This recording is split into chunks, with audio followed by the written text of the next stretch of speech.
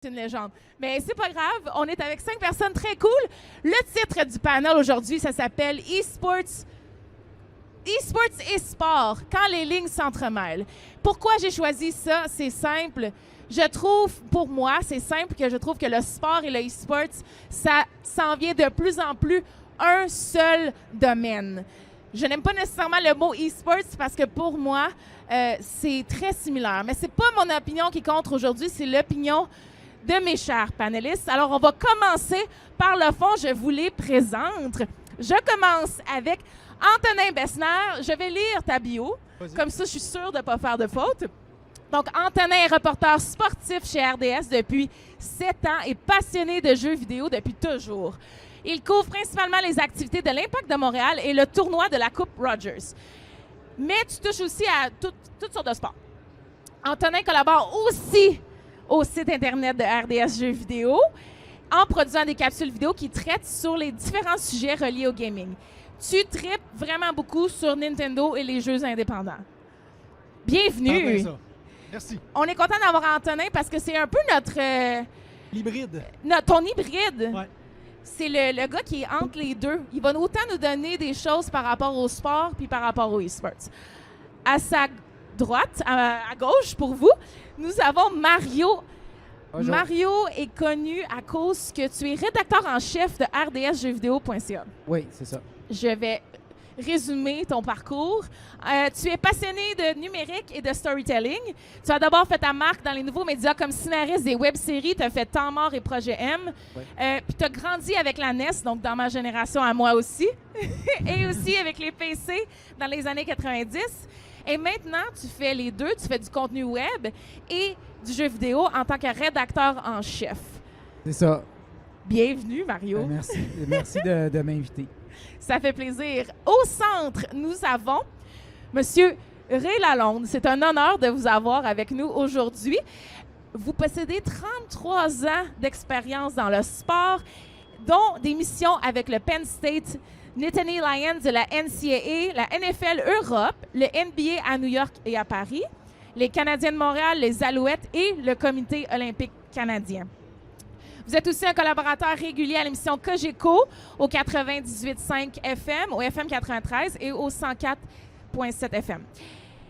Vous êtes aussi expert sport business à RDS, faisant des apparitions fréquentes sur les plateaux du 5 à 7 de Hockey 360 et de l'Antichambre.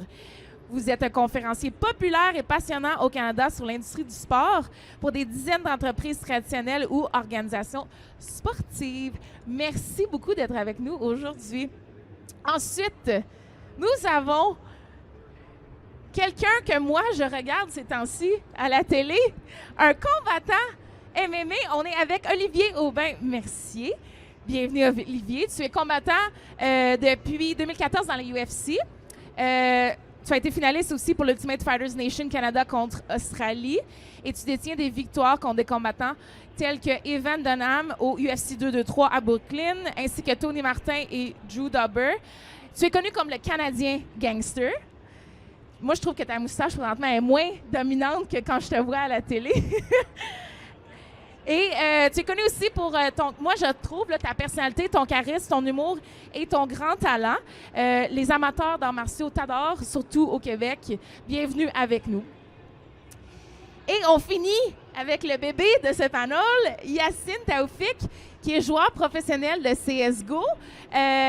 Tu es un joueur canadien, professionnel, bien sûr, québécois.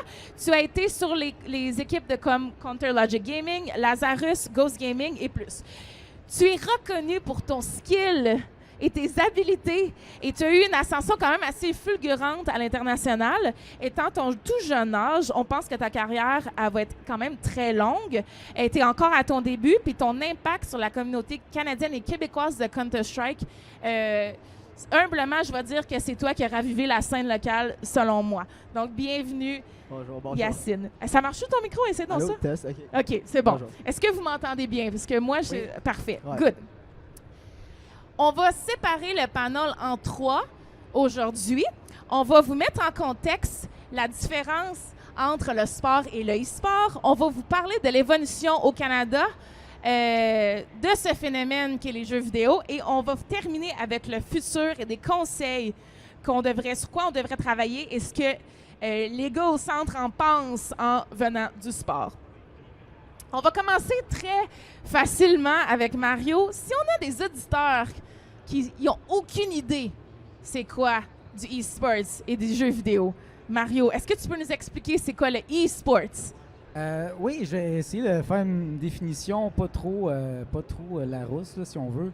Ben, je pense que évidemment c'est des jeux vidéo qui sont joués de façon compétitive, mais de là à être reconnu comme un e-sport, je pense qu'il y a quand même plusieurs volets à ça, dans le sens que je peux jouer chez moi à Mario Kart avec mon ami de façon compétitive, mais ça ne veut pas dire qu'on est dans un contexte de e-sport. Donc, il y a un contexte professionnel.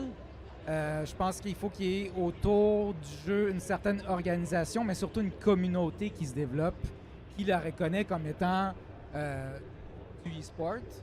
Je pense qu'il faut qu'au niveau de la création du jeu, je pense qu'il faut qu'il y ait un certain support du développeur à créer un environnement dans le jeu qui est compétitif. Dans le sens que si le jeu est débalancé, que finalement il y a une stratégie qui finalement est toujours la meilleure, ben là ça perd de son intérêt. Il n'y aura pas de pérennité par rapport à la compétition dans ce jeu-là. Donc je pense qu'il y a vraiment comme plein de choses comme ça qui vont faire que il y a une scène professionnelle qui va se développer. Donc, c'est quand même complexe au final de définir qu'est-ce que le e-sport. C'est pas aussi simple que dire c'est des jeux compétitifs. Il y a toutes sortes de choses autour de ça. Il faut qu'il y ait une communauté, il faut qu'il y ait une organisation autour. Des fois, cette organisation-là va être assurée par ceux qui détiennent la propriété intellectuelle du jeu, comme c'est souvent le cas de, mettons, Blizzard. Tout ce qui est StarCraft, Overwatch, ben ils sont là, ils sont très présents. C'est eux autres qui organisent les ligues principales. Mais si tu prends, mettons, NHL, c'est pas la Ligue nationale ou c'est pas EA Sports non plus qui assure ça. Ils vont être comme partenaire, mais ça va être des organisations externes comme World Gaming qui vont organiser le championnat du monde. Donc, dépendant des jeux, ça change complètement. Et les ligues changent complètement. C'est ça qui, en fait, rend le e-sport un peu difficile des fois à suivre. C'est que au fond, c'est comme dans le sport. Tu vas dans le sport à l'autre, la façon que c'est organisé, ça change complètement. Dans un sport, les équipes vont être liées à la ville. Dans un autre sport, pas nécessairement. Donc, parfait. Chaque jeu, au fond, a une scène complètement différente. Puis on peut pas juste comme dire le e-sport, c'est ça. T'sais. Moi, je m'adresse maintenant à Ray et à Olivier. J'aimerais savoir votre connaissance du jeu vidéo en général, puis si vous saviez qu'est-ce que c'était l'e-sport, juste pour mettre en contexte les gens qui nous regardent, à savoir quel est votre niveau là, de compréhension de ce monde un peu qui peut être une bébite parfois pour plusieurs. Vas-y, Olivier, on commence avec toi. Ouais, non, je savais c'était quoi le e-sport. En fait, j'en suis. J'en regarde souvent, puis moi-même, je suis quand même un peu un gamer. C'est sûr que je joue beaucoup à des jeux solo, parce qu'on dirait que, vu que ma vie est tellement axée sur la compétition, que quand j'arrive chez nous, ça me tente moyen de me faire teabag par des personnes dans des jeux. Fait que je joue pas mal à des jeux solo, mais c'est sûr que pour moi, c'est quelque chose que je suis quand même... que je suis beaucoup. Tu sais, là, e-sport, il y a mon frère qui est un gamer aussi. Puis depuis que je suis jeune, je game. Là. Fait que, ouais, non, c'est sûr que je sais c'est quoi. Puis, OK, parfait. Ouais. Puis, vous, Ray? Ben, moi, je te dirais que je regarde ça sur l'aspect industriel. Tu sais, mes connaissances des jeux, c'est très basic. Parce que ma génération n'a pas eu l'occasion de vivre ce tournant-là technologique à l'âge où on consomme comme ça. Mais moi, je le regarde sur comment ça transforme la société aujourd'hui. Puis comment la jeune génération, celle de Yasmine, et tous ces jeunes-là qui ont entre 10 et 35 ans, qui sont complètement transformés dans leur univers de consommation, de divertissement, puis de jeux compétitifs, comme Mario disait. Alors, moi, je le regarde en disant... Je suis de très près parce que je pense que c'est générationnel ce qu'on vit actuellement. C'est quelque chose qui va transformer le sport. Et je te prédirais que le mot e-sport va disparaître d'ici quelques temps. Puis ça va simplement devenir Overwatch, Counter-Strike, Dota 2 et ainsi de suite. Parce que comme le sport inclut le tennis, le golf, le hockey, le football, le basketball et tous les sports, on fait référence au sport pour dire, ben je fais du sport, mais si tu dis je m'en fais du sport aujourd'hui, je m'en vais à un match de sport, on veut savoir quel sport tu fais. Alors, on va dire, je suis un joueur de Counter-Strike, point final. Oh mon Dieu. Ça va être isolé parce que c'est tellement fort, cette vague-là qu'on vit actuellement. C'est juste que là, on est vraiment là sur la petite pointe du iceberg. On n'a encore rien vu de ce qui va se passer. J'avais jamais vu ce point de vue-là et j'adore ça. Antonin, parle-nous de quand tu fais tes reportages avec les sportifs. Est-ce qu'on te parle de gaming? Est-ce qu'on te parle des sports? On a entendu parler des rumeurs là, que le Fortnite s'était rendu dans les vestiaires des joueurs un peu partout. Comment tu vois ça de ton côté? Est-ce que c'est même un sujet ou... Peut-être pas tant que ça, parce que quand on va couvrir du sport traditionnel, évidemment, on parle essentiellement de ce sport-là, du prochain match, de la séquence de l'équipe en cours. C'est assez rare qu'on parle de sujets alentours, sauf si on va faire des features un peu plus poussés. Mais en suivant les joueurs sur les réseaux sociaux, c'est là qu'on voit que la plupart ont des intérêts jeux vidéo. Les joueurs de l'Impact, par exemple, bon, c'est peut-être anodin, mais dans l'avion, vont jouer à Mario Kart entre eux. Ça fait partie de leur divertissement autant que regarder un film ou écouter de la musique ou lire un livre. Rendu là, je sais qu'il n'y en a plus beaucoup qui le font, là, mais c'est un peu plus ça, je te dirais. Puis oui, pour revenir à la vague Fortnite, qui a été assez présente aussi l'an dernier dans la LNH, au point où ça a comme créé un petit clash de génération, comme disait Ray, c'est générationnel, cette chose-là. Et tu avais des propriétaires un peu plus vieux jeux, un peu plus vieillots, qui ne comprenaient pas le divertissement des joueurs, qui trouvaient que ce divertissement-là prenait trop de place, qui ne voulaient plus que les joueurs jouent à Fortnite dans leur temps libre parce que ça pourrait déranger leur concentration avant un match ou à la veille d'une partie importante. C'était pas nécessairement un problème, c'était juste la perception, si je comprends bien? Oui, mais en fait, ça peut être un problème si ça devient quelque chose qui prend tout ton temps, mais comme n'importe quoi. Je veux dire, un joueur qui sort au bar jusqu'à 3 h du matin, tu cautionnes pas ça, comme tu cautionnes pas un joueur qui va jouer à Fortnite jusqu'à 5 h du matin. Je pense que c'était plus dans le dosage, le problème, mais ça démontre quand même qu'il y a encore une perception différente entre une peut-être ancienne garde qui s'est pas tout à fait adaptée et une nouvelle garde et une nouvelle génération. Là. Mais là-dessus, je rajouterais, c'est Oui. un bon point. Là. C'est normal que la génération qui est très avancée en termes de le marché du travail puis les emplois traditionnels, donc les équipes de sport traditionnelles, ça, ces gens-là qui dirigent ces équipes-là, ça fait des années que je suis là-dedans. Là. Je vous le dis, c'est des gens qui sont un petit peu trop préhistoriques. Ils pensent d'une façon archaïque. Alors, c'est pas un reproche. Ça, c'est comment ils ont été élevés. Les dirigeants de hockey, par exemple, ont des façons de travailler et ils s'appuient beaucoup sur ces façons-là parce que c'est ça qui a causé leur succès. Alors, c'est difficile pour un gars de 40, 50, 60 qui dirige une équipe de hockey professionnelle ou de football ou de basketball, soudainement de dire que la façon dont les jeunes évoluent aujourd'hui, leur consommation de divertissement, leur temps personnel doit être fait basé sur autre chose que ce qu'ils ont eu, eux, comme pilier dans leur vie. Alors, c'est un clash. C'est pas dramatique au point où on va avoir un combat de philosophie. C'est juste qu'il faut accepter qu'on a besoin d'un autre 20 ans dans l'industrie du gaming puis du e-sport pour que la planète entière soit absolument convertie à ce phénomène-là. Et c'est normal que les gars de mon âge et d'autres sont un peu réticents parce qu'on connaît moins l'industrie, c'est tout. Mais c'est spécifique aussi à chaque ligue. La LNH est une ligue plus vieux jeu que la NBA, par exemple. La NBA, tu sais, ça c'est un bon point. La NBA, avec un commissaire comme Adam Silver, qui a mon âge, puis j'ai travaillé pendant 8 ans avec Adam Silver. Le gars, c'est un visionnaire de 25 ans qui s'en vient. Il voit le temps avant les autres. Alors lui, il a déjà compris que NBA 2K League, pour une ligue de basket, c'était la façon d'aller chercher la jeune clientèle qui ne sont pas tous 6 pieds 8 et capables de dunker un ballon, mais qui apprécient la technologie et le sport et la compétition. Non, mais c'est phénoménal ce qu'ils font. La Ligue nationale de hockey va suivre, c'est juste sont un petit peu plus tranquillement, lents à on bouger. On le voit avec certains événements. Je pense qu'on a eu 4 ou 5 événements dans la Ligue nationale avec NHL 2019. J'imagine que ça va pousser encore avec NHL 2020. Yacine, Ça me fait penser, quelques semaines, je rencontrais Oui. le directeur créatif de NHL 20. Puis là, sur la couverture du jeu, c'est Austin Matthews. Puis il disait, lui, on n'a pas choisi lui parce que c'est le meilleur joueur, mais parce qu'il a une personnalité forte, parce qu'il est sur les réseaux sociaux. commence à Puis, comprendre. ils veulent mettre de l'avant, justement. L'année passée, c'était Piquet Souban, Piquet sa Subban. couverture aussi. Ouais. Puis c'était encore la même idée. Puis cette année, un truc qu'il y a dans le jeu, il y a les signature shots. Certains des joueurs ils ont des animations spéciales pour leur façon à eux de tirer. On met vraiment de l'avant Ça, l'individualité c'est cool. des joueurs.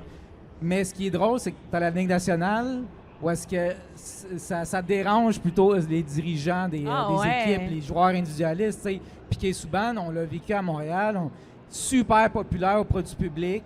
C'est comme les héros de l'équipe et tout. Ah, on l'échange parce qu'il ne cadre pas dans la vision de l'équipe, parce qu'il dérange, etc. Puis là, ça crée aussi une brisure entre ton audience qui raffole de storytelling, raffole de personnages, raffole de personnalités plus grandes que nature. Puis tu as des dirigeants qui sont comme non, nous autres, on veut juste, on veut atteindre tel classement, voici nos objectifs de l'année, c'est atteindre tel classement, c'est faire les séries. C'est les playoffs qui payent. C'est ça. Juste rajouter un peu sur ce que tu as dit tantôt à propos des joueurs de l'Impact quand ils sont dans l'avion puis ils vont jouer à Mario Kart pour décompresser, juste changer de pensée. Ben, ça va être un peu la même affaire avec les joueurs de e-sports. Comme moi, quand mettons, je joue toute la journée ou peu importe, puis je veux décompresser, ben, je vais faire un sport, je vais aller jouer au soccer, je vais faire quelque chose comme ça. Fait que moi, j'ai ma façon de faire ça, puis autant qu'eux, ils vont avoir leur façon de faire Question ça. d'équilibre, Fait finalement. que c'est très comparable. Tout est exact. une question de balance. Vous m'avez sûrement déjà entendu dire ça si vous me regardez souvent, mais c'est comme si on mangeait que du brocoli dans la vie. Le brocoli, c'est bien bon, là, mais si on mange juste ça, on tombe malade. J'ai déjà demandé à un nutritionniste puis à un médecin et Ok, c'est quelqu'un l'a confirmé. déjà essayé? Ben, tu peux pas On avoir peut tous l'essayer. tes nutriments pour vivre juste avec un brocoli, mais pourtant, c'est très bon pour la santé. Donc, les gars, je veux qu'on approche la différence entre un athlète et un e-athlète. OK? Pour ceux qui ne connaissent pas, c'est important pour moi de toucher les deux parce que j'aimerais que Yacine, que tu m'expliques c'est quoi ta vie de pro gamer. Puis je veux pas nécessairement entendre parler de tes pratiques, mais je veux entendre parler de tout ce qu'il y a autour, ton entourage, puis qui te soutient. Ben, je vais pas parler beaucoup de pratique, mais je vais juste commencer en disant que, tu sais, j'étais le cliché de, mettons, jouer beaucoup trop avant.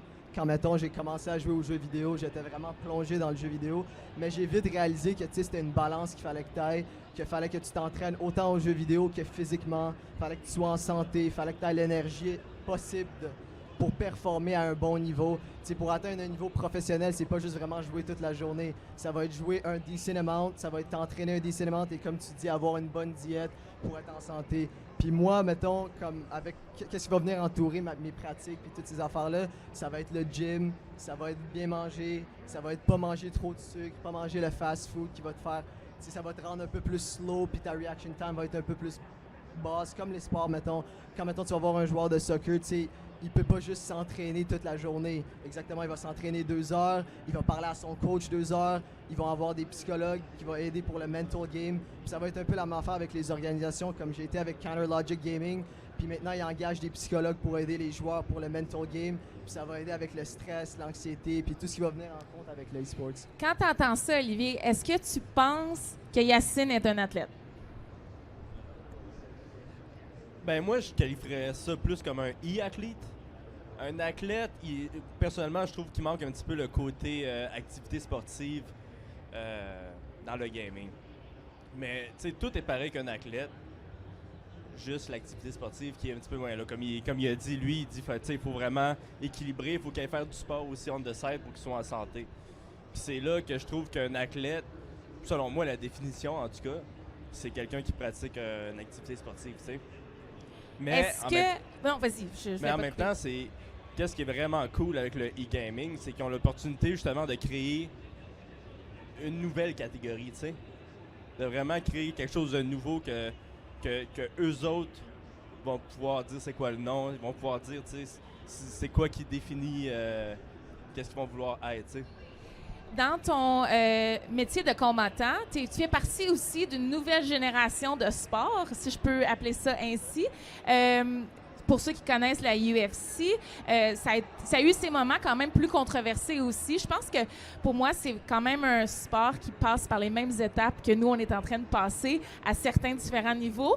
Est-ce que tu, encore aujourd'hui, dois, je veux le goût de dire te battre, à justifier ton métier? Justifier, non. Là, moi, ça me passe un petit peu par-dessus la tête. Là, j'aime qu'est-ce que je fais dans la vie, puis c'est ça qui est important. Puis je pense que c'est la même chose pour lui. À un moment donné, il faut que tu laisses de côté qu'est-ce que le monde dit. Puis, à la fin de la journée, c'est encore lié. Qu'est-ce que le monde dit? Si moi, je suis heureux, ça change rien. Ouais. Mais non, je suis d'accord avec toi que le e-sport, ça va prendre un petit peu de temps avant de se faire accepter, surtout pour la génération plus avancée, je te dirais. Mais ça va prendre... ça va pas prendre tant que ça. Je veux dire, je pense que c'est le futur. À la télévision, ça va vraiment super mal présentement, tu sais. Puis qu'est-ce qui est le futur pour la télévision? C'est le sport et le e-sport. Pourquoi? Parce que normalement, à la télévision, tu peux écouter n'importe quoi en différé. Le sport, le e-sport, tu veux écouter ça en live. Fait que c'est là que tu vas aller chercher ton edge à la Puis télévision. ça dure des journées. C'est comme les Olympiques, mais à tous les jours en e-sport. C'est 12 heures par jour. Je vais juste rajouter, c'est un peu comme ce que Mario il disait tantôt, c'est le sport, ça a été étudié pendant des dizaines d'années exactement. Fait que moi, j'ai l'impression un peu que j'ai plus à me justifier dans le e-sport parce que le monde connaisse un peu moins ça. C'est-à-dire, mettons, les parents, ils vont pas savoir c'est quoi exact, ils voient juste leur enfant jouer à des jeux vidéo. Fait que j'ai l'impression que je dois toujours me justifier, mais un peu comme toi, j'aime ce que je fais, puis ça me passe un peu par la tête. Je vais faire de mon mieux pour l'expliquer, mais à la fin de la journée, je fais ce que j'aime, puis c'est ça qui est ça. J'aimerais lancer la balle à la catégorie sport, mais version journalistique. Qu'est-ce que vous en pensez? Est-ce que vous pensez que il y a une très grosse ressemblance au niveau des athlètes des deux côtés? Et si oui ou sinon, pourquoi? Bien, à entendre les témoignages, à part l'aspect physique, et même là, l'aspect physique existe aussi dans le e-sports, là, tout le reste est sensiblement pareil. Du coaching, une force mentale capable de produire sous pression, devoir faire des sacrifices pour avoir une hygiène de vie qui te permet d'être performant. C'est toutes des choses qu'on retrouve aussi dans le sport et qui s'appliquent également au e-sports. C'est peut-être, disons, même la plateforme de diffusion est pas tout à fait différente. Je veux dire, oui, c'est très, très consommé en ligne, mais c'est quand même consommé devant un écran ou dans des estrades comme on voit ici, Rocket League là-bas, Counter-Strike, name it. Donc, honnêtement, je pense que l'aspect physique et disons physique de pointe est la seule chose qui, selon moi, différencie le sport et le e-sports. Peut-être que, à moins que ce soit des publics différents qui le consomment, là, mais sinon, je trouve ça très, très semblable. Là. Je suis d'accord avec ce qu'Antonin dit, mais je pense que c'est juste une question d'ajustement. C'est juste une question d'acceptation. Tu sais, il y en a qui vont dire que le gars qui joue au pool, il est debout puis il frappe des balles de billard sur une table, c'est pas du sport. Celui qui pilote une Formule 1, il est assis dans un véhicule. Il n'y a pas un gros élément physique, malgré que son rythme cardiaque bat à 200 battements par minute. À la fin, je pense qu'il faut juste qu'on accepte qu'on évolue comme société et que le e-sport, comme j'ai dit, ça va devenir des sports individuels avec leur propre nom et leurs propres jeunes athlètes qui vont aspirer à devenir des champions du monde dans ces disciplines-là et qu'ultimement, ça va faire son entrée, accepté partout de façon généralisée sur la planète comme étant des sports conventionnels. C'est juste que c'est le début relatif, mais le début relatif, ça prend parfois une génération pour convertir. Donc, ça peut prendre 25 ans, mais je pense que l'aspect physique, c'est la première chose qu'on pense quand on pense à du sport. L'autre chose, c'est l'aspect compétition, parce qu'il y en a qui font du sport récréatif plutôt que compétitif. Mais une fois qu'on accepte qu'ils ont la même méthode de préparation, qu'ils ont tous les éléments, qu'ils passent des heures à tous les jours à se préparer pour être un champion, ben là, on est obligé d'admettre que graduellement, on va accepter ça comme un sport comme les autres. quand tu vas voir dans un sport, quand on parle de l'aspect physique, dans un sport, tu vas avoir de l'adrénaline, tu vas avoir, comme tu dis, dans une voiture, dans une course, tu vas avoir ça. Mais moi, quand je vais être engagé dans un tournoi très important qui on joue pour beaucoup d'argent, je vais avoir les mêmes effets, je vais avoir de l'adrénaline beaucoup, je vais avoir des aspects physiques comme, mettons, tu sais, mon bras, mon forearm, le mental game, toutes ces affaires-là. Ça va être les mêmes aspects qui vont être au gaming, mais comme tu dis, je vais être assis. C'est juste ça la différence. Puis tu vas encore avoir le gym en dehors de ça pour me préparer. Donc ça crée un aspect un peu physique qui est très important dans les e-sports. Vous avez touché à quelques sujets qui m'intéressent de prolonger, mais on va passer à la section Canada parce qu'on a parlé un peu du futur, on a parlé dans les prochaines années. J'aimerais ça qu'on parle de l'évolution du e-sport, du jeu vidéo au Canada, mais je veux commencer par Mario parce que j'aimerais savoir, pour ceux qui ne savent pas, RDS a une section jeux vidéo depuis, tu vas me dire la bonne date, là, depuis combien de temps maintenant? Environ il y un an? a une section e-sport depuis quand même déjà 3 ans. OK. 3-4 ans environ. Puis vraiment la section jeux vidéo a été lancée en décembre de l'année passée. Fait que presque un an. Puis j'aimerais que tu nous expliques comment ça, RDS, a décidé de se lancer le défi de rentrer dans le jeu vidéo. Explique-nous ça comme tu peux. OK. Ben moi, j'étais pas là, tu sais, au début. Il y a certaines personnes chez RDS qui se sont dit, ben, il y a ce phénomène-là qui est en train de se développer, qu'on associe au sport, parce qu'on utilise le mot au sport dans e-sports. Donc, il y a une association qui est faite et je pense que c'est tout à fait naturel, surtout dans un contexte de médias traditionnels qui essayent de se renouveler, qui essayent d'aller chercher une nouvelle audience et d'aller vers le numérique aussi, où est-ce que cette audience-là est. Ça fait du sens de dire, ben, il y a le e-sports, les jeunes, ils écoutent par millions. Tu sais, des fois, je suis sur Twitch, puis là, Riot Games, il part un tournoi de League of Legends. Ça prend quelques secondes qu'il y a 60 000 spectateurs live. Puis ça prend quelques secondes. Là. Il part le truc, puis bang!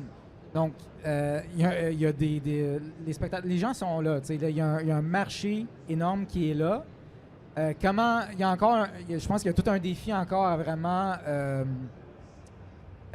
voyons, c'est quoi le mot que par rapport aux revenus de ce milieu-là, je pense que c'est encore un défi. Parce que, tu sais, Twitch, le revenu sur Twitch, tout ça, est-ce que c'est viable à long terme, juste ça? Je pense mais donc, il y a les médias traditionnels qui regardent ça, il y a ça qui se passe, ça fait du sens. Je pense que RDS se disent, ben c'est là qu'il faut aller pour assurer aussi une pérennité, eux autres, en tant que médias, d'être là, puis pas justement attendre que d'autres prennent la place. Parce qu'il y a d'autres médias qui vont prendre la place. Il y a tout le temps l'histoire de Canon et Kodak. Kodak qui était au sommet de tout ce qui était la photographie, puis qui ne croyaient pas au passage numérique. Et Canon se sont dit, ben nous autres, on va y aller, on va être précurseur par rapport au numérique. Et aujourd'hui, Canon est loin devant Kodak par rapport aux caméras. Donc, il y a cette idée-là aussi de ne pas attendre que ça soit big pour rentrer dedans, de dire, ben il n'y a pas encore nécessairement d'argent à faire là, mais si on ne met pas notre pied dans la porte maintenant, ben peut-être qu'après ça, on va se faire fermer la porte. Oui, ça, c'est un bon point que Mario a touché, c'est-à-dire cette espèce d'ajustement puis de transformation des médias qu'on connaît. Tu sais, pour avoir été à RDS, là, moi, j'ai fait mes premières apparitions à RDS en 1989. Ça remonte à longtemps. Là, on faisait la description de matchs de football. Alors, tu sais, les 30 ans d'RDS, là, même si j'ai eu un moment où j'étais à l'extérieur du pays, RDS évolue et n'a pas le choix s'il veut exister. Fait que là, on a eu un exemple lorsqu'il y a eu un lockout dans la Ligue nationale de hockey en 2004-2005, puis on a raté une saison complète. Oh, oui. Je te le dis, RDS était sur un panneau d'urgence puis une tank d'oxygène pour survivre. Parce que quand le hockey n'est pas à l'antenne, les chaînes sportives traditionnelles au Québec, au Canada, souffrent beaucoup. Bon, là, RDS a eu la vision de voir l'avenir et dire e-sport, c'est là qu'est la prochaine génération de consommateurs. La business de e-sport dans le monde aujourd'hui, là, avec tous les revenus et tout ce qui est consommable, c'est 152 milliards de dollars. Et le quart ou plus de la planète consomme ou joue du e-sport. On parle de 2,5 milliards de consommateurs sur la Terre. Alors, je suis obligé de dire aujourd'hui, là, en 2019, le hockey, le football, le basketball, tel qu'on les connaît, la MMA, non, mais honnêtement, là, mets-la tous ensemble, ça ne touchera pas à la cheville du e-sport dans quelques années. Et non, on se dit, voyons donc, la NFL, on a vu le lancement hier, c'est la plus grosse ligue au monde. C'est une business qui génère 17 milliards par année. Non, 17 milliards par année, c'est bien loin du 152 milliards. Ça, c'est en 2019. Alors, les gens qui gèrent les décisions, que ce soit des propriétaires d'équipes ou de ligues, ils savent très bien qu'ils n'ont pas le choix. Ceux qui gèrent les télécoms du monde. C'est pour ça que Bell est un commanditaire du DreamHack. Parce que Bell sait très bien, soit qu'on est là puis on est pertinent, ou ben non, on est dans poussière à l'arrière perdu.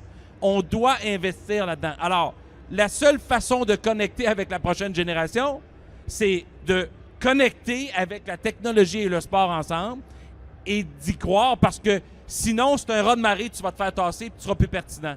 Point final. Yes, Ouais, amen. c'est intéressant ce qu'il dit parce que même en MMA, présentement, il y a une ligue qui s'appelle One Championship qui est en Asie, qui était consacrée vraiment au combat de MMA, qui vient juste de partir une ligue e-sport. Ah ouais. Ouais, donc, tu sais, il y a un de leurs champions qui s'appelle Demetrius Johnson, que lui, il fait quand même beaucoup d'argent avec Twitch. Fait qu'ils ont parti quelque chose alentour de ça, tu sais, que vraiment, il va y avoir une ligue de e-sport avec One Championship.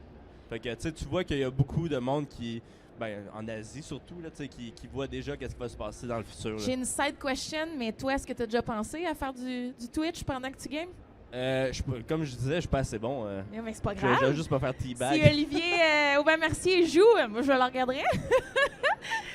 Ouais, peut-être s'il est dans mon équipe. Là, Ah, ben voilà, un petite collab là, qu'on vient de créer.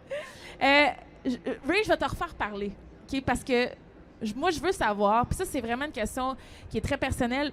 Pourquoi au Canada, est-ce que les compagnies professionnelles tardent, sportives, là, et aussi les compagnies, je dirais en général, tardent à investir dans les sports par rapport à ce qu'on voit aux États-Unis? On voit à Paris, le Paris Saint-Germain qui est rendu là-dedans. Aux États-Unis, quasiment toutes les équipes de NBA ont des parts dans des équipes e-sports. On voit les Cowboys de Dallas qui ont construit une gaming facility dans leur stadium. Pourquoi au Canada, on est encore discret? Là, on fait encore des petits parties d'un bar avec le Canadien pour jouer à NHL? Là? Pourquoi on n'est pas rendu aux investissements encore? Ben, c'est pour 2-3 raisons. Le Canada plus conservateur. Le Canada est 35 millions de personnes versus 350 aux États-Unis. Tout ce qu'on fait au Canada, c'est toujours 10 fois plus petit qu'aux États-Unis. Deuxièmement, le hockey, c'est notre sport national, si on veut.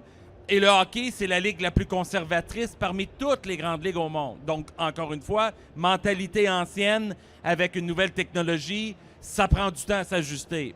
Puis l'autre chose aussi, c'est que le monde entier est maintenant virtuel. Et là, tout le monde a accès à tout instantanément. Donc, la Chine, avec 1,4 milliard d'habitants, aujourd'hui a pu d'un seul coup rattraper les États-Unis et connecter avec des athlètes comme lui à tout moment virtuellement. Et soudainement, le monde entier est devenu rond. Au lieu d'être une terre plate, on réalise toute la terre est ronde puis on est capable de parler à tout le monde instantanément. Fait que là, le e-sport t'emmène rapidement à avoir des compétitions à l'échelle internationale. Et c'est pas un problème de fuseau horaire ou de voyage en avion. Non, on compétitionne contre le monde entier. Donc ça, c'est une chose qui fait en sorte que ça a été trop vite pour le Canada et pour les équipes de hockey généralement. Il y a une équipe de baseball, il y a une équipe de la NBA, puis il y a 7 équipes de hockey. Donc, encore une fois, le hockey est toujours un peu plus lent. Mais si on regarde les Raptors, qui ont gagné un championnat, qui sont dans la NBA, qui est le sport le plus mondial avec le soccer comme sport traditionnel, les Raptors ont déjà une longueur d'avance sur toutes les équipes au Canada en termes de technologie, en termes de modernité, en termes de cool factor pour les jeunes. Alors, c'est juste une question de temps. C'est normal qu'on y va avec des petits pas de bébé à chaque jour, mais d'ici quelques années, ils vont avoir investi. Puis les propriétaires d'équipes de hockey de la Ligue nationale vont s'acheter des équipes de e-sport, vont investir dans d'autres produits pour diversifier. Et la Ligue nationale va avoir, comme la NBA, NHL 2K, évidemment, ou quelque chose du genre. C'est normal. Et on va développer des jeunes athlètes, e-sport, hockey, qui auront d'autres aspirations que de jouer sur la glace, mais qui voudront compétitionner devant un écran comme Yazine. Au niveau local, comme tu dis, ça va prendre un peu plus de temps, mais comme tu dis, tout devient plus accessible, puis plus le temps avance, plus tout devient optimisé. Exactement, ça va créer un effet plus rond. Puis si c'est pas le Canada au niveau local qui va le faire, ça va être des équipes aux États-Unis qui vont aider les Canadiens à take over puis les amener là-bas, puis des affaires comme ça. Puis tu parlais tantôt les équipes sportives qui vont investir, mais ça va être aussi des chanteurs comme Drake qui vient d'investir dans Drake 100 investit, Thieves. ouais. Exactement, Ariana Grande elle va investir aussi dans le e-sport. Ah, je savais pas. Michael Jordan, Shaquille O'Neal, des gros noms quand même. J-Lo qui Exactement. est dans Energy avec A-Rod. Pour ceux qui sont fans de l'Impact, je dois dire qu'il y a un petit désir avec l'Impact car ils ont un joueur officiel de FIFA. Donc, on a au moins ça. Montréal. Oui, vas-y, Antonin. Là-dessus, ce joueur-là a été présenté au départ comme étant un joueur de l'Impact, presque.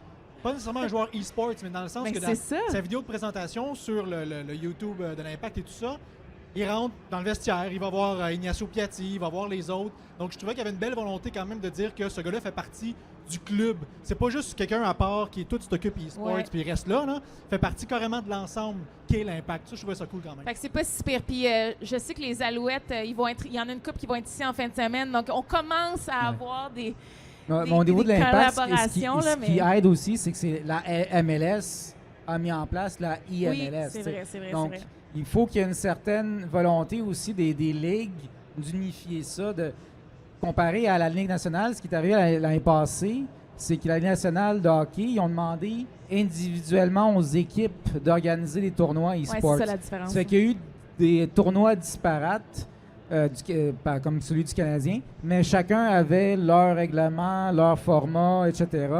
Donc, il n'y a pas de...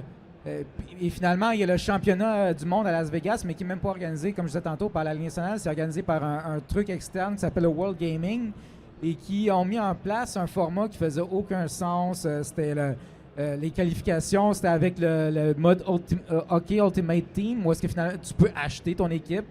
Donc c'est comme un mode en pay to win, les qualifications. Et le 3/4 des meilleurs joueurs au monde ne se sont pas qualifiés parce que c'était un best of one en plus. Ça fait que il faut Fait que qu'il y ait c'est controversé, il faut qu'il y ait la- une volonté de la la Ligue NHL nationale de dans le dire on va mettre en place une ligue unifiée, on va écouter la communauté, on va écouter nos professionnels, nos joueurs, et on va mettre en place quelque chose qui fait du sens et qui va être reconnu par le public aussi.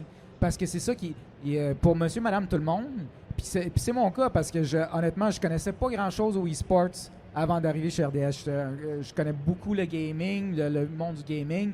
Le e-sport, j'ai regardé un petit peu de loin. Puis là, je découvre ça. Puis c'est ça que moi, je trouve difficile des fois de rentrer dans quelque chose. C'est que, OK, je vais m'intéresser à ça, mais c'est pas comme super unifié. Il n'y a pas comme un format qui fait que, OK, ça, c'est ça, ça, c'est ça. Là, on commence à l'avoir. Là, il y a une équipe... dans Overwatch, ils commencent à faire ça. Tu as l'équipe de Toronto. OK, ça, c'est clair. C'est l'équipe de Toronto. Ouais. Il y a le club école qui est l'équipe de Montréal. Puis là, OK, là, ça y a une ligue qui fait du sens puis qui est accessible pour monsieur, madame, tout le monde. Parce que aussi, il faut que tu puisses, toi, t'identifier aux équipes. Il faut que tu puisses t'identifier aux joueurs. Parce qu'il y a tout un aspect storytelling qui embarque aussi. Où est-ce que tu veux suivre ton joueur préféré, tu veux suivre ton équipe préférée. Tu sais, moi, j'écoutais le Canadien religieusement. Est-ce que je suis un fan de hockey? Je trouve que le sport est intéressant, mais je ne vais pas écouter un match des Blackhawks contre Vancouver d'un bout à l'autre en étant aussi dedans que si j'écoute un match du Canadien. C'est parce que je m'identifie aux Canadiens, je m'identifie aux joueurs, je m'identifie à la ville. Puis ça, c'est quelque chose qu'il faut développer aussi dans les e-sports. Mais justement, parlant de développer, on va passer à notre dernière catégorie qui est le futur. Antonin, ça va être à toi. Prends le micro. Le futur, oh. Le futur. J'aimerais ça avoir ton opinion par rapport à est-ce qu'on devrait avoir de l'e-sports dans les écoles? Parce que là, ça vient de passer aux nouvelles récemment. Le gouvernement s'en intéresse. La plupart des écoles secondaires vont avoir de l'e-sports dans les écoles. Antonin, Ben, il y a l'Académie toi- aussi de e-sports à Montréal qui offre des programmes. oui, aussi exact. sport-études. Il y a plein de cégep. Il y a même l'Université de Montréal qui a les carabins de e-sports ça, qui jouent à Fortnite. Donc, parle-moi de qu'est-ce que tu penses de ça. Ben, moi, je trouve que du moment où, tu offres du sport-études, hockey, soccer, tennis, tu n'as pas le choix d'offrir du sport-études e-sports. Tu peux pas dire c'est correct pour le hockey, c'est correct pour le soccer, c'est pas correct pour Fortnite. Parce que tu vas développer la même chose finalement chez les jeunes, où il va y avoir un sentiment de camaraderie, de compétition, de dépassement de soi. Toutes des choses qu'on veut apprendre aux jeunes dans le sport à l'école peuvent aussi s'apprendre dans le e-sports. Donc moi, je suis en fait tout à fait pour ça et je comprends pas que des gens... je comprends qu'il y a des gens qui sont réticents à ça parce qu'ils sont pas assez informés. Mais une fois qu'on informe ces gens-là, je l'ai fait d'ailleurs tout récemment avec ma famille. Je suis allé voir mon oncle et ma tante et je leur ai parlé pendant à peu près une demi-heure de e-sports, même si je suis vraiment pas ferré en e-sports, pour leur expliquer pourquoi c'est aussi bon que des jeunes fassent du e-sports que des jeunes fassent du hockey. Tu développes les mêmes skills, les mêmes capacités sociales avec les autres enfants. Ça peut permettre même à certains qui sont pas très bons dans le sport ou qui sont un peu renfermés sur eux-mêmes de s'ouvrir, de connaître de nouvelles personnes, de prendre confiance en eux. Fait que je vois pas beaucoup. Si c'est encadré et que ça devient pas maladif, je vois absolument aucun désavantage à ça. Yacine Olivier, si vous aviez eu la chance de faire du MMA école et du Counter-Strike école, est-ce que vous pensez que ça aurait aidé votre carrière aujourd'hui? Oui, clairement, parce que moi, j'ai commencé le e-sports un peu en retard, c'est-à-dire je faisais du sport avant jusqu'à 13 ans, puis à 14 ans, mettons, j'ai commencé à plus... Tu as commencé l'e-sport en retard à 14 ans? Tu sais, le monde, mettons, va commencer des fois à 10 ans, 9 ans, ils vont déjà avoir des consoles, ils vont déjà avoir, tu sais, des jeux vidéo. Moi, c'est plus, mettons, 14 ans, 15 ans. Puis si, mettons, il y avait un programme au secondaire ou quelque chose comme ça, c'est sûr que je me serais lancé. Puis comme tu disais un peu, le monde pense que c'est maladif, mais ça va être la même affaire avec le sport, mais il le voit pas bien. Mettons, quelqu'un qui va être comité au football, ben souvent, peut-être qu'il va avoir des mauvaises notes parce qu'il investit trop son temps en football, autant qu'avec les jeux vidéo. Mais le jeu vidéo, on va plus le voir maladif, puis le sport, on va plus le voir correct. Et pourtant, il y a de la toxicité dans le sport aussi. Les parents qui mettent beaucoup trop de pression sur les enfants, les entraîneurs... C'est pas le cas encore dans le jeu vidéo. Il y a personne qui dit si tu gagnes pas ta game de Counter-Strike ce soir, tu sais pas. Parce qu'ils comprennent pas toujours ce que les jeunes font, là, mais le jour où ils vont comprendre puis qu'il y a un aspect, tu peux aller gagner et tout ça, ils me rendent fier, peut-être que là, les parents vont devenir tout aussi toxiques. Là. Parce que dans le sport aussi, tu as des entraîneurs qui vont tellement vouloir gagner, qui vont prioriser certains jeunes puis tout ça. Donc, des fois, on a cette idée un peu du sport comme étant quelque chose un peu d'utopique où tout va toujours bien puis c'est tellement bon, le sport puis tout, mais il y a des côtés très, très sombres aussi au sport qu'on retrouve dans le jeu vidéo. Mais au moins, il y a un encadrement. Parce que présentement, c'est pas tous les jeunes qui ont. Et c'est ça. Mais il faut que l'encadrement soit bon aussi. Si l'encadrement est toxique, ça donne rien. Fait que les coachs toxiques, c'est non. Ça existe. Olivier? Ouais, ben moi, j'étais en sport-études. Ben voyons donc! Coup de théâtre. Yes! Puis comme lui, c'était mal encadré, puis je coulais partout, mais j'étais bon en sport, fait que c'est bon. T'étais en quoi en sport-études? J'étais en judo, moi. Fait que j'ai commencé en judo, puis Fait que ça existe? j'ai continué en... oui, ça existe. Ben, en sport-études, ouais. Puis, comme il dit, si c'est bien encadré, je pense que c'est bon. Puis, là, le problème avec le côté maladif, souvent un athlète va performer, tristement, c'est que c'est maladif. Ouais, hein? J'ai entendu ça beaucoup dans ma vie. Pour qu'on soit des champions... Faut que tu sois fucked up un peu pour que... Puis, tu sais, c'est triste à mais dire, pourquoi est-ce qu'on glorifie ces athlètes-là que pour des joueurs de jeux vidéo qui vont jouer 10 heures par jour, ou 12 heures par jour, que c'est beaucoup trop? Eux, on leur dit, toi, c'est un problème. Le gars à côté qui joue au soccer puis qui est devenu un super joueur, lui, c'est correct. Ça va être un problème jusqu'à temps qu'ils réussissent. Ouais, c'est ça. Parce que, tu sais, Ouais. je suis pas mal sûr que le gars qui joue à ces jeux vidéo puis qui c'est maladif, quand il va gagner son 2 millions de dollars, C'est ça. hey, c'est plus de maladie, Soudainement, c'est là, un mon héros. boy. Ça, c'est bien correct comme maladie. C'est Ah, un c'est- excellent point. Tu sais, c'est ça la différence, c'est la réussite. Un athlète que c'est maladif, s'il réussit pas, c'est la pire chose. S'il réussit, c'est le plus bel exemple jamais connu dans l'histoire de l'humanité, tu sais. C'est juste la réussite qui fait la différence. C'est incroyable. C'est la première fois que on fait cette comparaison et j'adore ça. Ray, on va continuer dans la même lancée. Les Olympiques et les jeux vidéo. On peut parler de MMA, on peut parler de X Games, peu importe. On voit que les Olympiques sont au renouveau. Est-ce que les jeux vidéo ont sa place aux Olympiques? Est-ce que l'e-sport devrait rentrer aux Olympiques? Parce qu'on sait, juste pour vous mettre en contexte à la maison, on sait que présentement, il y a des pourparlers, il y a des forums, dont j'en fais partie, où on commence à parler de jeux vidéo aux Olympiques. Qu'est-ce que vous en pensez? Selon moi, c'est juste une question de temps. Là. C'est pas une question de oui ou non. C'est plutôt quand. Il y a 2 raisons. Il faut comprendre l'univers olympique. On est quand même connecté avec la fondation du mouvement olympique à Athènes, en Grèce, en 1896. Mais aujourd'hui, l'univers olympique, le mouvement olympique, c'est une grosse business. C'est de la commercialisation. C'est de faire de l'argent. C'est bon pour les athlètes du monde. C'est bon pour redonner aux associations, fédérations nationales. C'est important. Ça a sa place. Mais comme toute chose qui devient trop grand, ben là, il y a un abus de pouvoir, puis il y a des excès, puis il y a de la tricherie, puis du dopage, puis toutes sortes de petits mystères de corruption dans tout l'univers du sport, dans le monde. Alors, le mouvement olympique est toujours proche de ces situations-là. Ceci étant, si tu dis aux jeunes d'aujourd'hui, on regarde le lancer du javelot ou le lancer du marteau ou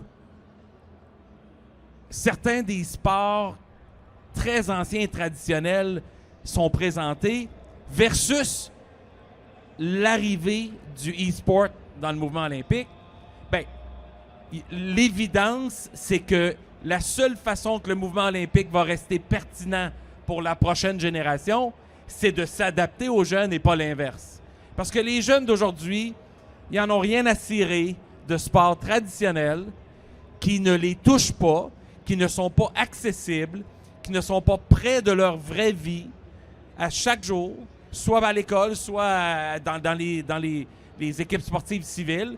Puis si c'est pas proche d'eux et on est moins abonné à la télé, on a moins de temps à passer sur des méthodes de plateformes traditionnelles, mais que le e-sport est tellement proche, il y a des raisons pourquoi il y a des pourparlers. C'est parce que c'est pertinent pour le mouvement olympique de graduellement incorporer ces choses-là dans l'univers, dans la programmation. De la même façon que les sports extrêmes ont fait leur entrée avec Jean-Luc Brassard en 1994 à Lillehammer, puis il gagne le saut à ski, puis là, les sports extrêmes, puis c'est devenu connecté directement avec le Québec puis le Canada. Soudainement, on a rentré 5, 6, 7, 10, 15, 20 nouvelles disciplines, puis graduellement, on élimine certaines disciplines. Bien, e-sport, c'est la prochaine grande discipline qui va rentrer. Puis là, c'est juste de trouver comment on va le classifier, comment on va le catégoriser, combien de médailles vont être accordées, puis quelle sorte de préparation fédération nationale va être exigée pour les jeunes athlètes. Mais c'est sûr que ça rentre dans les Jeux olympiques dans notre vie. Ça, c'est dans ma vie, qui va être un peu moins longue que la vôtre, mais c'est sûr. Moi, la seule chose que j'aurais à dire, c'est que ça va entrer, sauf si le e-sport se rend compte qu'ils n'ont pas besoin des Olympiques. Ouais, OK. Mais est-ce que aussi ça pourrait pas être simplement des Jeux olympiques parallèles? Parce que les Jeux olympiques regroupent les sports. Le e-sport regroupe plusieurs jeux. Si tu amènes le e-sport aux Olympiques, tu amènes quel jeu? Un peu Qu'est-ce comme qui est les le- qu'est-ce qui Paralympiques. décide? Tu sais, moi, je vois ça comme un peu les Paralympiques, sa propre discipline. C'est ça que tu veux dire? Dans le sens que oui, il pourrait y avoir carrément, il y aurait, mettons, les Olympiques, qui sont les sports traditionnels, et tu as les e-Olympiques, whatever, qui regroupent les gros jeux. Comme les Olympiques regroupent les gros sports, entre guillemets, là, les grosses disciplines, et comme tu dis, les disciplines anciennes comme le javelot, et ainsi de suite. Mais j'ai de la difficulté un peu à comprendre comment ça vient s'intégrer là-dedans. Ben, c'est une Par coup d'un ou deux jeux, qui choisit ça? Ben voilà, c'est ça la question. Ouais. Et c'est pour ça que les pays du monde entier en parlent et discutent de cette intégration-là. Mais comme les sports extrêmes, c'est quoi le mot sport extrême? C'était comme du skateboard, puis du saut à ski, puis du ski acrobatique. Puis là, aujourd'hui, tous ces sports-là ont leur place comme étant des disciplines bien distinctes. Alors, on n'a pas été obligé, il y a les X Games de ESPN, mais on n'a pas été obligé de créer les Jeux olympiques extrêmes. On l'a intégré dans les Jeux olympiques. Évidemment, c'est plus facile pour des sports d'hiver, mais graduellement, le mouvement olympique doit intégrer et adapter son niveau d'intérêt parce que commercialement, les dollars vont être drivés par l'intérêt de la jeune génération. Alors, si on veut avoir les jeunes, puis on veut continuer à avoir des investisseurs dans les commanditaires olympiques qui dépensent 50 millions par année, ben c'est parce qu'eux ont une cible, c'est d'aller chercher les gens de cette nouvelle génération-là. Et si ça prend e-sport là-dedans, je le généralise, ça va devoir faire sa place. Ça, c'est facile à expliquer à des gens de business, mais à des gens qui sont des amateurs chez eux, qui regardent les jeux, qui se disent « Moi, je veux pas de jeux vidéo dans mes Olympiques. » Eux, ils s'en foutent de combien le mouvement olympique fait d'argent, combien Coca-Cola donne de plus pour avoir du e-sport, whatever. Ces gens-là, comment est-ce qu'eux, on leur explique que le e-sport a sa place? Mais tu sais, en même temps, c'est ces personnes-là que tu vas aller chercher avec le e-sport? Je penserais pas. Tu sais, je pense que c'est vraiment la génération plus jeune que tu vas aller chercher. Mais c'est un excellent point. Qu'est-ce que tu disais avec les jeux qui vont être acceptés aux Jeux olympiques? Est-ce que tu acceptes tous les jeux? Est-ce qu'il va y avoir de la magouille pour quels jeux qui vont être acceptés? Oh mon Dieu, quel Non, Pandora mais c'est box. vrai. C'est sûr qu'il y a plusieurs sports il y a des catégories de poids. Comme en judo, en lutte, il y a des catégories de poids. Donc, il y a quand même plusieurs catégories de ce sport-là. En e-sport, c'est un petit peu différent parce que les règles vont être complètement différentes. Là, ça reste à savoir si ça va être bien fait. Moi, Je pense que la Yacine, comparaison avec les sports extrêmes est évidente parce que ils n'ont plus besoin aujourd'hui d'être classifiés comme sport extrême. C'est des sports tout court. Pour moi, c'est le snowboard, tout ça, c'est des disciplines tout à fait qui sont devenues traditionnelles, si on veut, par rapport. Pour moi, c'est même plus du sport si extrême. on parle à des jeunes enfants ou ados d'aujourd'hui, ils sont même pas au courant que Non, c'est ça, dans le sens que le ski acrobatique, ça a c'est juste, extrême. Moi, je savais pas. Aujourd'hui, c'est comme Je tu pensais le prends pour que c'était acquis. original. Puis éventuellement, je pense qu'on prendra Ouais. simplement l'e-sport pour acquis. Puis Yacine, l'éducation, elle va se faire d'elle-même. moi, je veux savoir, est-ce que tu penses que l'e-sport a besoin des Olympiques? Toi, t'aimerais-tu ça être un athlète olympique? Eh ben écoute, j'adorerais ça. C'est ça, tout le monde aime ça. Mais comme tu disais, le monde qui vont dire je veux pas des jeux vidéo dans mes Olympiques, ben tu sais, que le monde qui écoute les Olympiques, ils vont pas écouter tous les sports dans l'Olympique, le lancer de javelot. T'sais, ils vont pas être intéressés par ça, ils vont être intéressés par ça. Ben autant peu que t'es pas obligé d'être intéressé au e-sport si ça t'écoute pas. Puis tu disais tantôt que t'as dû parler à ton oncle 30 minutes d'e-sport. Ben j'ai fait un peu la même affaire avec mes parents, puis tout de suite ils ont compris, puis tout de suite ils sont devenus super sportifs. T'sais, je te disais la dernière fois, même ma mère me donne des conseils maintenant dès qu'elle a été plus Sa mère est rendue informée. experte dans Fait que ça CSGO. va être une question de juste informer les gens, puis le monde qui pense un peu plus à l'ancienne, comme tu disais, c'est vraiment juste de put it out there dans les articles, dans les journaux, dans tout ça, pour que le monde qui pense à l'ancienne vont comprendre le domaine, puis l'accepter en fait. Puis, Oui. puis, tu sais, ce que je rajouterais là, à ça, c'est que on va voir le jour où tu vas avoir un champion olympique Fortnite, champion olympique Counter-Strike. Non, mais c'est sûr. Fait que ton point, Olivier, là-dessus, c'est comment qu'on rentre ça là-dedans, puis est-ce qu'il y a des catégories, puis le poids, puis le genre, et ainsi de suite. Ben, ils vont tous trouver la solution à ça. Ouais. Vous en faites pas avec ça. C'est juste une question de dire que on n'aura pas besoin de dire quel jeu on choisit, parce qu'au moment où les jeux vont être si populaires, ils vont mériter et justifier leur place dans la programmation olympique. Écoute, le temps file. Oui, vas-y, on va terminer ce sujet là-dessus. Puis peut-être un point de plus pour le e-sport. Ce qui pourrait être intéressant, c'est que ça serait probablement le premier sport mixte aux Olympiques. Ouais, Tu sais, ça serait c'est con, intéressant. mais ça. Je pense qu'on a l'exploration là-dessus avec le tennis double mix, puis le curling Ouais, mais qui dans le est sens. rendu mix aussi. Puis moi, j'adore regarder ça. Même si c'est vraiment moins compétitif que homme-homme et femme-femme, j'adore ça. Fait que c'est un très bon point. Comment on va gérer les sexes dans les Jeux olympiques? Mais c'est nice, ça pourrait vraiment créer une certaine compétition Ouais. qui est vraiment intéressante. Peut-être qu'il y aurait des femmes qui seraient meilleures à certains jeux, puis peut-être qu'il y aurait des gars qui Exactement. seraient meilleurs à certains sports. Là, le débat commencerait pour de vrai. J'aimerais conclure sur une question que je vais tous vous poser. Puis après, on va vous laisser aller là-dessus. On va commencer avec toi, Antonin, puis on va faire le tour. J'aimerais que tu donnes un conseil de ce que l'autre devrait apprendre. Toi, étant des deux bords, j'aimerais que tu me donnes un petit conseil des deux bords, disant comme par exemple, la gang de sport devrait apprendre ça du e-sport ou devrait être meilleure et s'inspirer du e-sport et vice-versa. Écoute, je me trouve pas super bien placé pour te donner des conseils, là. Je peux te dire peut-être ce que j'observe. Le sport professionnel, ce que je trouve son gros avantage, c'est que c'est très, très organisé et font un peu front commun, si on veut. On comprend c'est quoi. T'sais. Du côté du sport traditionnel, qu'est-ce qu'il pourrait apprendre du e-sports? Comme Mario disait tantôt, c'est vrai qu'il y a peut-être certaines ligues qui devraient mettre davantage l'emphase sur les individualités. Dans le e-sports, on le voit avec le streaming, il y a des joueurs qui font partie d'équipes qui sont des grosses personnalités aussi en soi, qui ont leur propre marque, leur channel et tout ça. Mais en même temps, ça se fait déjà aussi pas mal dans certains sports. Donc, je sais pas honnêtement qu'est-ce que l'un pourrait apprendre de l'autre. C'est vraiment une bonne question. J'ai OK, pas une on va réponse passer à parfaite Mario ça, qui est plus du côté jeux vidéo. Il va voir s'il y a peut-être un conseil que le sport devrait prendre du jeu vidéo.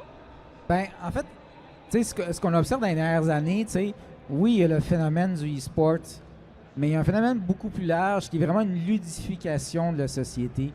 Les jeux vidéo sont devenus tellement plus mainstream qu'ils l'étaient. Tu sais, quand j'étais jeune puis je jouais à ma NES, mes parents ils regardaient ça, ils comprenaient rien du tout.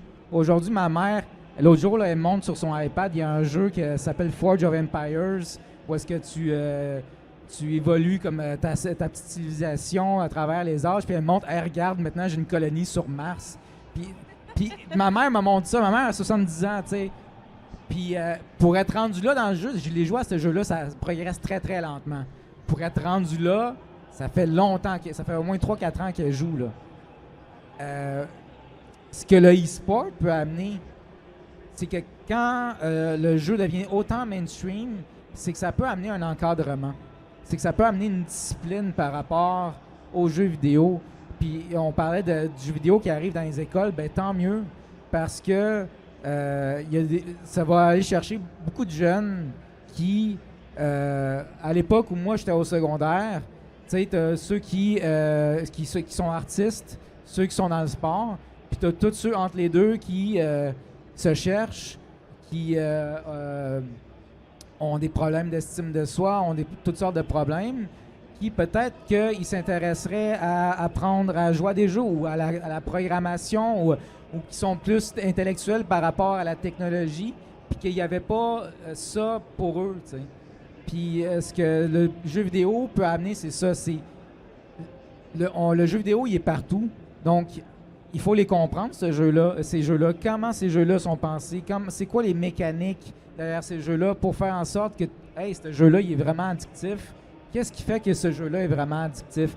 Une éducation par rapport au game design, une éducation par rapport à la création de ces jeux-là. Tout ça, je pense que le e-sport peut amener ça aussi, tu sais. Donc, oui, voilà. Merci, Mario. Ray, quel conseil tu donnerais aux e-sports avec ton expérience là, dans le sport pour nous faire, nous faire ouvrir les yeux et me donner un petit boost? Là? Rapidement, là, je dirais que si le e-sport avait à apprendre une chose du sport organisé conventionnel, c'est elle va, comme discipline, là, e-sport et tous les jeux, elle va devoir aider à créer un pont dans la compréhension des jeux. C'est-à-dire, regardez comment le sport traditionnel commence à la base pour préparer un jeune joueur de hockey, un jeune joueur de football avec les habiletés techniques et tactiques et ainsi de suite, physiques.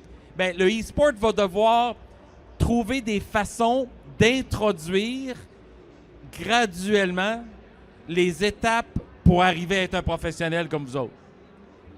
Pour que les gens qui ne sont pas des joueurs aient une meilleure appréciation de ce que ça prend pour être un talent. Sinon, on est comme dans l'inconnu. Il se passe quelque chose à l'écran, mais on ne le sait pas trop. Mais il va falloir que vous nous emmeniez à comprendre mieux la tactique puis la stratégie derrière. De l'autre côté, le sport d'aujourd'hui, qu'est-ce que le sport d'aujourd'hui doit apprendre du e-sport? C'est comment se servir de la technologie et connecter avec les jeunes qui vivent avec des appareils et des écrans et des plateformes dans leur vie 24 heures sur 24. C'est difficile pour le sport traditionnel de devenir technologique et de se rapprocher des jeunes. Comment on n'a pas un bidule pour nous dire que la rondelle traverse la ligne rouge au hockey? Oh mon Dieu. Comment on n'est pas capable de mettre une puce dans une rondelle? Puis comment que ça prend des reprises vidéo pendant 15 minutes pour retarder un match. Mais au tennis, ils ont compris qu'avec hockey, on est capable de spotter la balle à 1 mm de la ligne, c'est là-dedans ou pas dedans. Alors, donc, il y a des sports qui commencent à aller dans cette direction-là, puis il y en a d'autres qui ont beaucoup de peine à savoir que la technologie doit aider le sport pour donner les meilleurs résultats, les résultats justes, plus rapidement, plus efficacement. Alors, FIFA. il y a vraiment... La ouais, FIFA. exact, le VAR. C'est important pour le sport d'aujourd'hui de se rapprocher de ce que e-sport fait bien en technologie et en divertissement chez les jeunes. Merci. Olivier?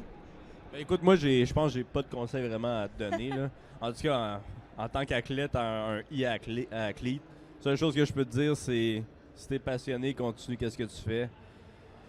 Puis, bon, toi, t'es beaucoup online, fait que écoute pas qu'est-ce que le monde dit. Ça, c'est un... Ah, t'écoutes-tu ce que le monde dit, Yacine? Non, Que t'es un tricheur? j'ai appris à pas l'écouter.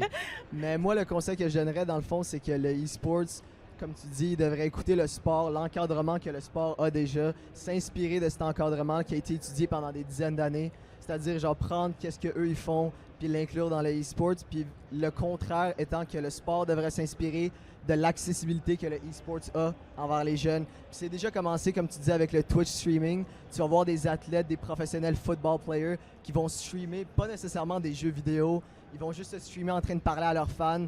Puis tu sais, ça va aider leur brand, ça va aider ça. Puis ça, c'est inspiré, mettons, des jeux vidéo. C'est eux qui ont commencé à streamer, c'est eux qui ont commencé à faire ça.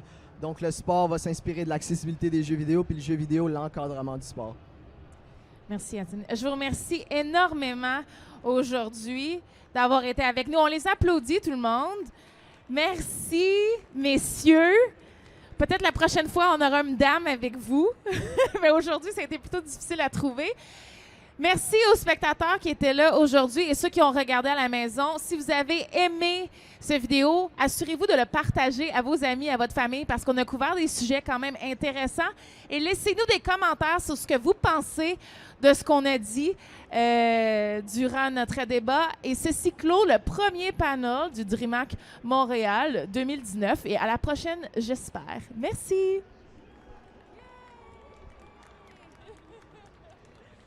Hey, merci. J'ai les